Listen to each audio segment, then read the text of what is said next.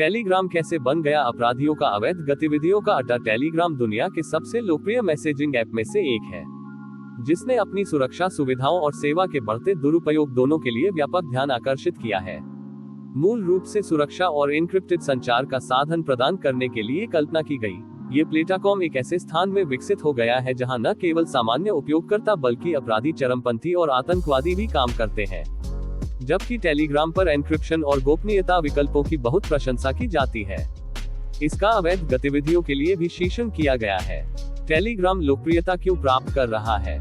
Telegram कई ऐसी विशेषताओं का समर्थन करता है जो गोपनीयता जागरूकता के लिए इसकी अपील का समर्थन कर सकती है, जिसमें एंड-टू-एंड एन्क्रिप्शन, गुप्त चैट की पेंचक्रा और संदेशों को एक निश्चित अवधि के बाद स्वचालित रूप से नष्ट करने की अनुमति देना शामिल है। ये प्रणाली बड़े समूहों और चैनलों के निर्माण की भी अनुमति देती है जहां उपयोगकर्ता अपने संचार को गुमनाम कर सकते हैं। टेलीग्राम संचार का एक बहुत शक्तिशाली माध्यम है जिसके 700 मिलियन से ज्यादा उपयोगकर्ता हैं। इस तरह की लोकप्रियता महंगी कीमत पर आती है क्योंकि इसका इस्तेमाल अपराधियों और चरमपंथियों द्वारा अपनी गतिविधियों के समन्वय और अधिकारियों की नजर में आए बिना संवाद करने के लिए किया जाता है।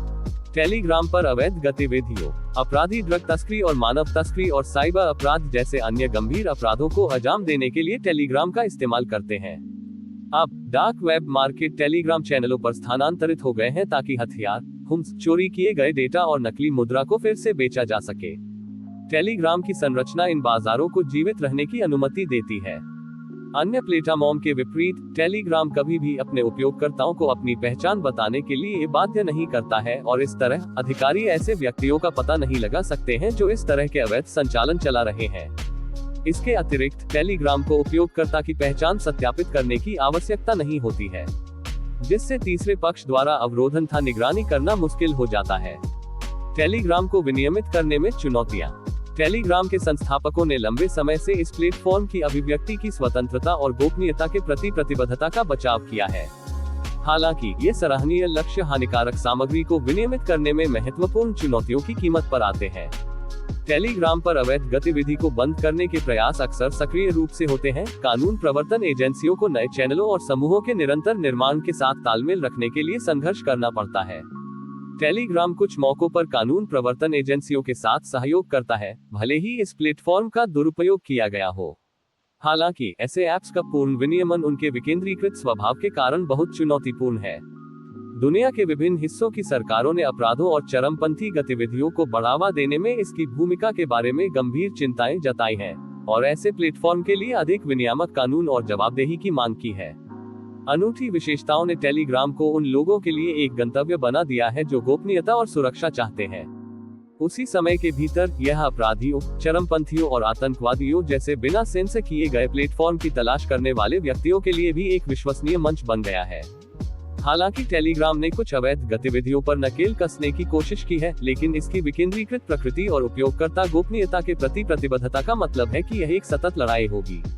निष्कर्ष, टेलीग्राम की प्रसिद्धि सबसे लोकप्रिय मैसेजिंग ऐप में से एक के रूप में तेजी से बढ़ी है, जिसका श्रेय इसकी मजबूत सुरक्षा और गोपनीयता सुविधाओं को जाता है। ये आपराधिक तत्वों के लिए भी एक विश्वसनीय ऐप बन गया है। इसका एंड-टू-एंड एन्क्रिप्शन, गुप्त चैट और सेल्फ डिस्ट्रक्टिंग मैसेज ऐसे मजबूत पहलू हैं जिनका इस्तेमाल आपराधिक गतिविधियों के लिए भी किया जाता है। इसके अलावा इसके गुमनाम सदस्यों के बड़े समूहों और चैनलों ने ड्रग तस्करी, मानव तस्करी, साइबर अपराध और अन्य गंभीर अपराधों के समन्वय में मदद की है। टेलीग्राम को विनियमित करने में मुख्य बाधा इसकी विकेंद्रीकृत संरचना है, साथ ही इस प्लेटफॉर्म की गोपनीयता और मुक्त भाषण के प्रति प्रतिबद्धता भी है। जबकि टेलीग्राम ने ऐसी अवैध गतिविधियों से निपटने के लिए कानून प्रवर्तन के साथ सहयोग करने का प्रयास किया है, लेकिन यह इस तरह की अवैध गतिविधियों के लिए समर्पित नए चैनलों और समूहों के तेजी से प्रसार से पीछे है। यह इस प्लेटफॉर्म द्वारा कड़े पहचान सत्यापन को लागू करने से इनकार करने से और भी जटिल हो जाता है, जो अधिकारियों द्वारा निगरानी और अवरोधन के कार्य को और जटिल बनाता है।